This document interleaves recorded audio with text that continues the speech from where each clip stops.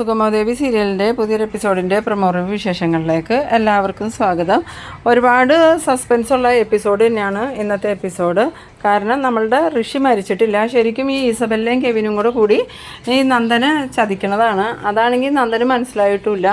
ദേവികയും കൊണ്ട് ഓരോരോ കാര്യങ്ങൾ നേടിയെടുക്കാൻ വേണ്ടിയിട്ടാണ് ഇവർ ഈ കൊലപാതകത്തിൻ്റെ ഒരു കാര്യം പറയണതും അതുപോലെ ഋഷിയെ കൊന്നു കുഴിച്ചു മൂടിയെന്ന് തന്നെയാണല്ലോ കെവിൻ പറയണത്. ആ ഒരു വീഡിയോ ഈസബല്ലയുടെ പാപ്പൻ്റെ കയ്യിൽ കിട്ടുന്നത് തന്നെ കെവിൻ്റെ പ്ലാനിൽ തന്നെയാണ്. അതൊന്നും മനസ്സിലാക്കാതെയാണ് ഈ നന്ദൻ ദേവികയും കൊണ്ട് ഈ പ്ലാന്റിനുള്ള അനുമതി കൊടുത്തിരിക്കുന്നത്. ശരിക്കും നന്ദനോട് ഇസബല്ല പറഞ്ഞത് ഇസബല്ലയുടെ പപ്പയ്ക്ക് ഒരുപാട് കടമുണ്ട്, ഈ പ്ലാന്റിന് അനുമതി മേടിച്ചു കൊടുത്താൽ കടമൊക്കെ എഴുതി തള്ളാന്ന് കെ നായർ പറഞ്ഞിട്ടുണ്ടെന്നാണ്. ശരിക്കും നമ്മളെല്ലാവരും കണ്ടതാ ഇസബല്ല ഈ കെ നായരോട് അതിന് പ്രതിഫലമായിട്ട് കോടികൾ തന്നെ വാങ്ങുന്നുണ്ട്.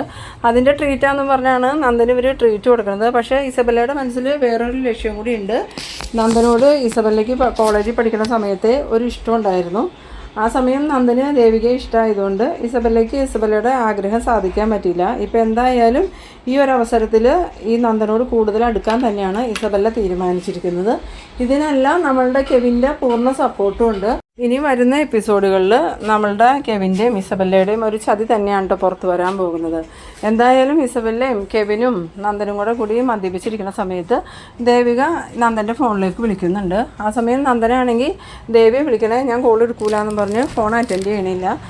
ഈ സമയം ദേവികയാണെങ്കിൽ ഇതെന്താ നന്ദുവിനെ വിളിച്ചിട്ട് നന്ദു ഫോൺ എടുക്കാത്തതെന്ന് ചോദിച്ച് വീണ്ടും വിളിക്കുന്നുണ്ട്. അങ്ങനെ വീണ്ടും ബെല്ലടിക്കുന്ന സമയത്ത് ഇസബല്ല മനസ്സിൽ എന്തൊക്കെയോ പ്ലാൻ ചെയ്ത് തന്നെയാണ് ഈ നന്ദൻ്റെ ഫോൺ എടുക്കാൻ പോകുന്നുണ്ട്. ആ സമയത്ത് നന്ദൻ പറയുന്നുണ്ട്, വേണ്ട ബെല്ല, ദേവിയെ വിളിക്കണേ, എനിക്ക് പേടിയാണ്, ഞാൻ മദ്യപിച്ചു എന്ന് പറഞ്ഞാൽ ദേവി വഴക്ക് പറയും, അതുകൊണ്ട് ഫോൺ എടുക്കണ്ടെന്ന് പറയുമ്പം നീ ആ ഫോൺ എടുത്ത് സംസാരിച്ചില്ലെങ്കിൽ ഞാൻ സംസാരിക്കുമെന്നും പറഞ്ഞ് ബെല്ലയാണെങ്കിൽ ഫോൺ എടുത്ത് ഹലോ എന്താ ദേവികയെന്ന് ചോദിക്കുന്നു. ആ സമയത്ത് ഈ ദേവിക ചോദിക്കുന്നുണ്ട്, ഇസബല്ല നിങ്ങളെവിടെയാണ്, നന്ദു എന്തെന്ന് ചോദിക്കുമ്പം നന്ദു നിൻ്റെ ഫോൺ എടുക്കാൻ പറ്റിയൊരു സാഹചര്യത്തിലല്ല, അതുകൊണ്ട് എടുത്തില്ല, നന്ദനോട് എന്തെങ്കിലും പറഞ്ഞാൽ മതിയോ എന്ന് ചോദിക്കുന്നു. ആ സമയത്ത് ദേവിക പറയുന്നുണ്ട്, എനിക്ക് നേരിട്ട് നന്ദനോട് സംസാരിക്കണം എന്ന് പറയുമ്പോൾ ഇസബല്ലയാണെങ്കിൽ ഞാനിപ്പോൾ നന്ദന് ഫോൺ കൊടുക്കാമെന്നും പറഞ്ഞുകൊണ്ട് നന്ദൻ്റെ കൊടുക്കുന്നുണ്ട്. അങ്ങനെ നന്ദനാണെങ്കിൽ ഫോൺ മേടിക്കാതിരിക്കുമ്പോൾ ഇസബല്ല പറയുന്നുണ്ട്, ദേവികയാണ് ഫോൺ എടുത്തില്ലെങ്കിൽ പ്രശ്നം ആവട്ടോ, നീ ഫോൺ അറ്റൻഡ് ചെയ്യുമെന്നും പറഞ്ഞ് നന്ദൻ്റെ കൊടുത്തതും നന്ദൻ ഹലോ ദേവി എന്ന് പറയണു. ആ നന്ദൻ്റെ ആ സൗണ്ട് കേൾക്കുമ്പോൾ തന്നെ ദേവികയ്ക്ക് മനസ്സിലാവുന്നുണ്ട് നന്ദൻ നല്ലോണം മദ്യപിച്ചിട്ടുണ്ടെന്ന്. ആ സമയത്ത് ദേവിക ചോദിക്കുന്നുണ്ട്, നന്ദു കുടിച്ചിട്ടുണ്ടോ എന്ന് ചോദിക്കുമ്പോൾ ഞാൻ കുറച്ചെന്ന് പറയണു.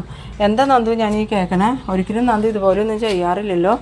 അതല്ല ദേവി, ഇസബല്ലയും കെവിനും ഉണ്ട്, ഇസബല്ലയുടെ ഒരു സന്തോഷത്തിന് വേണ്ടിയിട്ടാണ് ഞങ്ങളിപ്പോൾ കുടിക്കണേന്ന് പറയുന്ന. ആ സമയത്ത് ദേവിക ചോദിക്കുന്നുണ്ട്, ഇസബല്ലയുടെ സന്തോഷത്തിന് എന്തിനാണ് നന്ദു കുടിക്കണേ, നന്ദു ഇപ്പോൾ എവിടെയാണ്, എത്രയും പെട്ടെന്ന് വീട്ടിലോട്ട് വാന്ന് പറയുന്നു. ആ സമയം നന്ദൻ പറയുന്നുണ്ട്, ഞാനിപ്പോൾ തന്നെ വരാൻ ദേവി എന്നും പറഞ്ഞുകൊണ്ട് ഫോൺ കട്ട് ചെയ്യുന്നുണ്ട്. നന്ദൻ ഫോൺ കട്ട് ചെയ്തതും ദേവികയാണ് ഇങ്ങനെ ഇരുന്ന് ആലോചിക്കുന്നുണ്ട്. നന്ദൻ്റെ സ്വഭാവത്തിൽ ഇപ്പോൾ ഒരുപാട് മാറ്റമുണ്ട്. ഒരിക്കലും മദ്യപിക്കാത്ത നന്ദു എന്തിനാ കെവിൻ്റെയും ഇസബല്ലയുടെയും കൂടെ പോയി ഇപ്പോൾ മദ്യപിച്ചത്. അതുമാത്രമല്ല, ഞാൻ നന്ദുവിൻ്റെ ഫോണിൽ വിളിച്ചപ്പം ഇസബല്ലയാണല്ലോ കോൾ അറ്റൻഡ് ചെയ്തത്. ഇതിന് അങ്ങനെ വിട്ടാൽ പറ്റില്ല, എന്തായാലും ഇതിനൊരു തീരുമാനം ഉണ്ടാക്കണം. കുറച്ച് ദിവസങ്ങളായി അമ്മയുടെയും നന്ദുവിൻ്റെയും പെരുമാറ്റത്തിൽ ഒരുപാട് മാറ്റങ്ങളുണ്ട്. അമ്മയുടെയും നന്ദുവിൻ്റെ നിർബന്ധത്തിനാണ് ഞാൻ ആ പ്ലാന്റിന് അനുമതി കൊടുത്തത്. പക്ഷേ അച്ഛൻ്റെ മുമ്പിൽ പോലും അവരത് സമ്മതിക്കണില്ല, എന്നെ മാത്രം കുറ്റക്കാരിയാക്കുക ചെയ്യണത്. എന്തായാലും ഞാൻ എല്ലാവരുടെയും മുമ്പിൽ ഇപ്പോൾ മോശക്കാരിയായി. ഇനി ഇതിങ്ങനെ വിട്ടുകൊടുക്കാൻ പറ്റില്ല. ഇനിയും ഇവർ ഇതുപോലെ ഓരോ കാര്യങ്ങളും പറഞ്ഞ് എന്നെ സമീപിക്കാൻ സാധ്യതയുണ്ട്. അമ്മയുടെയും നന്ദുവിൻ്റെ ഇപ്പോഴത്തെ പോക്ക് കണ്ടിട്ട് അങ്ങനെ എനിക്ക് തോന്നണം. എന്തായാലും ഇനിയും ഇതുപോലെ ജനങ്ങളെ വഞ്ചിക്കുന്ന അഴിമതിക്ക് കൂട്ടു നിൽക്കാനൊന്നും എനിക്ക് പറ്റില്ല. ഇനി ഇതുപോലെ എന്തെങ്കിലും ഒരു കാര്യം ഇവർ ആവശ്യപ്പെട്ട ആ നിമിഷം ഞാൻ MLA സ്ഥാനം രാജിവെക്കുന്നതൊക്കെ ഇങ്ങനെ മനസ്സിൽ വിചാരിക്കുന്നുണ്ട്.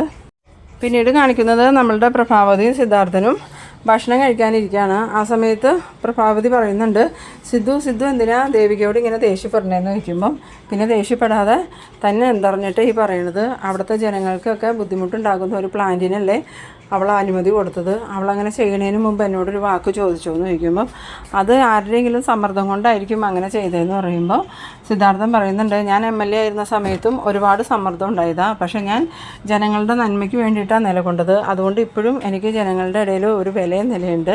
ഇതിപ്പോൾ ഇവൾ എന്താ ചെയ്തത്, ആദ്യമായിട്ട് MLA ആവുകയും ചെയ്തു, അത് കഴിഞ്ഞപ്പോൾ തന്നെ അവൾ ജനവിരുദ്ധ പരിപാടികളെല്ലാം നടത്തിക്കൊണ്ടിരിക്കണേ, എനിക്കിത് അംഗീകരിക്കാനൊന്നും പറ്റില്ല പ്രഭയെന്ന്. ആ സമയത്ത് പ്രഭാവതി ഇങ്ങനെ മനസ്സിൽ വിചാരിക്കുന്നുണ്ട്, ഞാനും നന്ദനും കാരണമാണല്ലോ ദേവിമോൾ ഇപ്പോൾ ഈ ഒരു ആപത്തിൽ വന്നത്. അതുമാത്രമല്ല, നന്ദനെ കൊലക്കേസിൽ നിന്ന് രക്ഷിക്കാൻ വേണ്ടിയിട്ടാണ് ഞങ്ങളിതൊക്കെ ചെയ്തു കൂട്ടിയത്. ഇതൊന്നും ഇവരോട് പറയാനും പറ്റില്ലല്ലോ.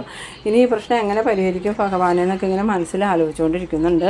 പിന്നീട് നമ്മളുടെ ദേവികേനെ ഭക്ഷണം കഴിക്കാനായിട്ട് ഈ പ്രഭാവതി വിളിക്കാൻ ചെല്ലുന്നുണ്ട്. ആ സമയം ദേവികയാണെങ്കിൽ ഇങ്ങനെ ആകെ സങ്കടപ്പെട്ടേക്കാണ്. ആ സമയത്ത് പ്രഭാവതി പറയുന്നുണ്ട്, മോളെ വാ ഭക്ഷണം കഴിക്കാമെന്ന് പറയുമ്പോൾ, എനിക്കൊന്നും വേണ്ട അമ്മേ, എനിക്കൊന്നും വിശക്കണില്ല, നന്ദൻ എവിടെ പോയേക്കോ എന്ന് അമ്മേനോട് പറഞ്ഞു എന്ന് ചോദിക്കുമ്പം നന്ദൻ കെവിൻ്റെയും ഇസബല്ലയുടെയും കൂടെ എവിടെയോ പോയതല്ലേ എന്ന് ചോദിക്കുന്നു. ആ സമയത്ത് ദേവിക പറയുന്നുണ്ട്, ഞാനിപ്പോൾ നന്ദുവിന് ഫോൺ വിളിച്ചിരുന്നു, നന്ദു അല്ല ഫോൺ എടുത്തത് ഇസബല്ല.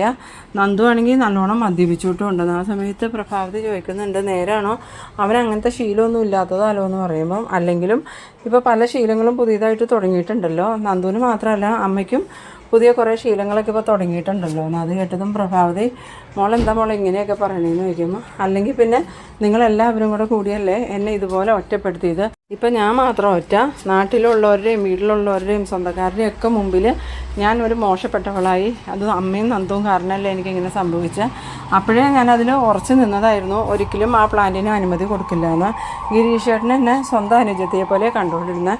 ഇപ്പോൾ ഗിരീഷേട്ടനും എന്നോട് ശത്രുതയാണ്, ഞാനൊരു മോശപ്പെട്ടവളാണെന്നാണ് ഗിരീഷേട്ടനും ചിന്തിക്കണേന്ന്. ആ സമയത്ത് പ്രഭാവതി പറയുന്നുണ്ട്, മോളിങ്ങനെ കഴിഞ്ഞത് തന്നെ പറഞ്ഞുകൊണ്ടിരിക്കാതെ അതൊക്കെ മനസ്സിൽ നിന്ന് കളഞ്ഞിട്ട് ഭക്ഷണം കഴിക്കാൻ വാന്നും പറഞ്ഞ് നിർബന്ധിച്ച് ഈ ദേവികയെ വിളിച്ച് താഴോട്ട് വരുന്നുണ്ട്. ആ സമയത്ത് സിദ്ധാർത്ഥൻ ഭക്ഷണം കഴിച്ച് എഴുന്നേൽക്കുമ്പം ദേവിക പറയുന്നുണ്ട്, അച്ഛ എനിക്കൊരു തെറ്റ് പറ്റിപ്പോയി, അച്ഛൻ എന്നോട് ക്ഷമിക്കണം എന്ന് പറയുമ്പം, എനിക്കങ്ങനെ ക്ഷമിക്കാൻ പറ്റിയ തെറ്റല്ല നീ ചെയ്തത്, നീ നെറി കെട്ട ഒരു MLA ആണ്. നിന്നെ MLA ആക്കിയപ്പം എനിക്ക് ഒരുപാട് സ്വപ്നങ്ങളുണ്ടായിരുന്നു, നാടിന് വേണ്ടി ഒരുപാട് നന്മ ചെയ്യണമെന്ന് വിചാരിച്ച നിന്നെ ആ സ്ഥാനത്തേക്ക് കൊണ്ടുവന്നത്. ഇപ്പം എനിക്ക് മനസ്സിലായി ഞാൻ ചെയ്തത് ഏറ്റവും വലിയ മണ്ടത്തരമായി പോയിന്ന്. ഒരിക്കലും നിന്നെ ഞാൻ മത്സരിപ്പിക്കാനോ MLA ആക്കാനോ നിൽക്കരുതായിരുന്നു. എന്തിന്, പ്രഭയെ പോലും തോൽപ്പിക്കണമെന്നാണ് ഞാൻ തീരുമാനിച്ചിരുന്നത്. അതുപോലെ പ്രഭയെ പോലും തോൽപ്പിച്ചിട്ടാണ് നിന്നെ MLA ആക്കിയത്. ആ നീ തന്നെ എന്നെ തിരിഞ്ഞു കൊത്തിയേക്കണേന്ന്. ആ സമയത്ത് ദേവിക പറയുന്നുണ്ട്, എന്താ അച്ഛനെന്താ എന്നെ ഇങ്ങനെയൊക്കെ പറയണേ, എന്നെ അച്ഛനെ അറിയില്ലേ, ഒരു പ്രത്യേക സാഹചര്യത്തിൽ എനിക്കങ്ങനെ ചെയ്യേണ്ടി വന്നു. ആ സമയത്ത് സിദ്ധാർത്ഥൻ ചോദിക്കുന്നുണ്ട്, അതെനിക്ക് മനസ്സിലായി, ആ സാഹചര്യം എന്താണെന്നാണ് എനിക്കറിയാൻ പാടില്ലാത്തത്, അത് നീ എന്നോട് പറയണമില്ല. എന്തായാലും നിന്നെ നിർബന്ധിച്ചത് ആരാന്ന് നീ എന്നോട് പറ, എന്നാൽ പിന്നെ ഞാൻ അവരോട് ചോദിച്ചോളാം എന്ന് പറയുമ്പോൾ ദേവികയാണെങ്കിൽ പ്രഭാവതിയുടെ നേരെ നോക്കുന്നുണ്ട്. പ്രഭാവതി വേഗം തന്നെ കണ്ണുകൊണ്ട് പറയരുതെന്ന് കാണിക്കുന്നുണ്ട്. ആ സമയം ദേവിക ആകെ ധർമ്മസങ്കടത്തിലാവുന്നുണ്ട്. എന്നിട്ട് മനസ്സിൽ വിചാരിക്കുന്നുണ്ട്, ഞാനിപ്പോൾ അമ്മയും നന്ദനും പറഞ്ഞിട്ട് ഇത് ചെയ്തതെന്ന് പറഞ്ഞാൽ അച്ഛൻ പിന്നെ ഇതിലും വലിയ പ്രശ്നം ഇവിടെ കിടന്നുണ്ടാക്കും. നന്ദൻ്റെ മനസ്സിന് ബുദ്ധിമുട്ടായി കഴിഞ്ഞാൽ നന്ദൻ വീണ്ടും പഴയതുപോലെയാവും. അപ്പോൾ വീണ്ടും അത് പ്രശ്നമാവും, എല്ലാവരും അതിനും എന്നെ കുറ്റപ്പെടുത്തും. അതുകൊണ്ട് തൽക്കാലം ഈ കുറ്റമൊക്കെ ഞാൻ തന്നെ ഏക്കാമെന്ന് ഇങ്ങനെ മനസ്സിൽ വിചാരിക്കുന്നുണ്ട്. ആ സമയത്ത് സിദ്ധാർത്ഥൻ ചോദിക്കുന്നുണ്ട്, നിനക്കൊന്നും പറയാനില്ലേ എന്ന് ചോദിക്കുമ്പോൾ, ഇല്ല അച്ഛാ, എനിക്കൊന്നും പറയാനില്ല, എനിക്ക് ആകെ പറയാനുള്ളത് അച്ഛനോട് മാപ്പ് മാത്രം, ചെയ്തു പോയ തെറ്റെന്നോട് പൊറുക്കണം അച്ഛാന്ന് പറയുമ്പോൾ, ഇല്ല എനിക്കിതൊരിക്കലും പൊറുക്കാൻ പറ്റില്ല, ഈ ജന്മം സഹിക്കാൻ പറ്റുന്ന കാര്യമല്ല നീ ഇപ്പോൾ ചെയ്തേക്കണേന്ന്. അതും പറഞ്ഞ് സിദ്ധാർത്ഥൻ അങ്ങോട്ട് പോയി കഴിഞ്ഞതും ദേവിക പ്രഭാവതിയോട് ചോദിക്കുന്നുണ്ട്, അമ്മയ്ക്കിപ്പോൾ തൃപ്തിയായില്ലേ, അമ്മയ്ക്കും നന്ദുവിനും തൃപ്തിയായില്ലേ, ഞാനിപ്പോൾ ഒറ്റപ്പെട്ടില്ലേ, ഒറ്റപ്പെട്ടു പോകുന്ന എല്ലാ പെൺകുട്ടികളും ചിന്തിക്കുന്നത് പോലെ തന്നെയാണ് ഞാനും ഇപ്പോൾ ചിന്തിക്കണേ. അപ്പോൾ പ്രഭാവതി ചോദിക്കുന്നുണ്ട്, എന്താ മോളെന്ന് ചോദിക്കുമ്പോൾ, സാധാരണ എല്ലാവരും ഒറ്റപ്പെട്ട് കഴിയുമ്പോൾ ആളുകൾ എന്താ ചിന്തിക്കണം, മരിക്കണമെന്ന്. അങ്ങനെ മരിക്കണമെന്ന് തന്നെയാണ് ഞാൻ ചിന്തിക്കണം, അല്ലെങ്കിൽ ഞാൻ MLA സ്ഥാനം രാജിവെക്കുന്നു. അത് കേട്ടതും പ്രഭാവതിയാണെങ്കിൽ ഞെട്ടിപ്പോകുന്നുണ്ട്. മോളെ പാടില്ലാത്ത തീരുമാനമൊന്നും എടുക്കരുതെന്ന് പറയുമ്പോൾ, എനിക്കിപ്പോൾ അങ്ങനെ ഒരു തീരുമാനം എടുക്കാനും പറ്റില്ല, കാരണം ഞാൻ MLA സ്ഥാനം രാജിവെച്ച് കഴിഞ്ഞാൽ വീണ്ടും അത് പാർട്ടിയെ സമ്മർദ്ദത്തിലാക്കും, അതിലൊക്കെ എളുപ്പ വഴി ഞാൻ ആത്മഹത്യ ചെയ്യുക എന്നുള്ളതാണ്. അത് കേട്ടതും പ്രഭാവതിയാണെങ്കിൽ എന്ത് ചെയ്യും ഭഗവാനെന്നൊക്കെ ഇങ്ങനെ മനസ്സിൽ ആലോചിച്ചുകൊണ്ടിരിക്കുന്നുണ്ട്. ഈ സമയത്ത് നമ്മളുടെ നന്ദനാണെങ്കിൽ വീട്ടിലോട്ട് നടന്നു വരാണ്.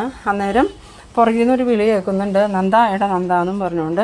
ഇതാരെ ഈ നേരത്ത് വിളിക്കണേന്നൊക്കെ ഓർത്ത് നന്ദൻ തിരിഞ്ഞു നോക്കുന്ന സമയത്ത് കാണുന്നത് നമ്മളുടെ ഋഷിയാണെങ്കിൽ ഒരു വെള്ള ഷർട്ടും വെള്ള പാൻറ്റും ഇട്ട് ഇങ്ങനെ നിൽക്കുന്നുണ്ട്.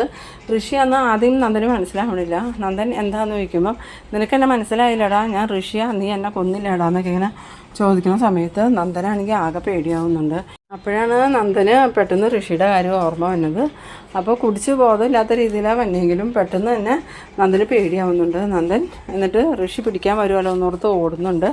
ഓടി കുറച്ച് എന്നിട്ട് നന്ദൻ നോക്കുമ്പോൾ വീണ്ടും ഋഷിയെ മുമ്പിൽ കാണുന്നുണ്ട്. എന്നിട്ട് ഋഷി ചോദിക്കുന്നുണ്ട്, നീ എങ്ങോട്ടാണ് നന്ദ ഓടണേ, നീ ഓടിയാലും നിന്നെ ഞാൻ വെറുതെ വിടാൻ പോകുന്നില്ല, എൻ്റെ ജീവനെടുത്താൽ നിൻ്റെയും ജീവനെടുത്തിട്ടേ ഞാൻ അടങ്ങുള്ളൂ എന്ന്. അത് കേട്ടതും നന്ദനാണെങ്കിൽ, ഋഷി എനിക്കൊരു അബദ്ധം പറ്റിപ്പോയതാ, അറിഞ്ഞുകൊണ്ടല്ല, എന്നെ വെറുതെ വിടണമെന്നും പറഞ്ഞുകൊണ്ട് ഈ നന്ദനാണെങ്കിൽ ഓടുന്നുണ്ട്. അതേസമയം ഋഷിയാണെങ്കിൽ പുറകെ ഓടുന്നുണ്ട്. കുറച്ച് ഓടിക്കഴിഞ്ഞതും നന്ദൻ കാല് തട്ടി വീഴുന്നുണ്ട്. ആ സമയത്ത് നമ്മളുടെ ഋഷി ഓടി വന്നിട്ട് നന്ദൻ്റെ അടുത്തേക്ക് വരുന്നുണ്ട്. നന്ദൻ്റെ അടുത്ത് വന്ന് നന്ദൻ്റെ ഷർട്ടിൻ്റെ കോളറിൽ പിടിച്ച് ഉയർത്തി നിർത്തിയിട്ട്, എന്താടാ നീ ഓടണേ, നിനക്ക് എന്നെ പേടിയാണോ ഓടാന്ന് ചോദിക്കുന്നു. ആ സമയത്ത് ഈ ഋഷിയുടെ നേരെ നോക്കിയതും നന്ദനാണെങ്കിൽ ബോധം കെട്ടം കൂടി വീഴുന്നതാണ് കേട്ടോ. നന്ദൻ ബോധം കെട്ട് വീണതും നമ്മളുടെ ഋഷിയാണെങ്കിൽ അവിടെ നിന്ന് ചിരിക്കുന്നുണ്ട്. അങ്ങനെ നന്ദൻ്റെ അടുത്ത് നിന്ന് ഋഷി ചിരിക്കുന്ന ആ ഒരു സീനിലാണ് എപ്പിസോഡ് അവസാനിക്കുന്നത്. അപ്പോൾ നിങ്ങളെൻ്റെ വീഡിയോ ആദ്യമായി കാണുന്നവരാണെങ്കിൽ ചാനലൊന്ന് സബ്സ്ക്രൈബ് ചെയ്യാനും ഇഷ്ടമായാൽ ലൈക്ക് ചെയ്യാനും ഷെയർ ചെയ്യാനും മറക്കരുത്. അപ്പോൾ ഇതുപോലെ ഇൻട്രസ്റ്റിംഗ് ആയിട്ടുള്ള അടുത്തൊരു എപ്പിസോഡുമായി നമുക്ക് വീണ്ടും കാണാം. അതുവരെയൊക്കെ ബൈ.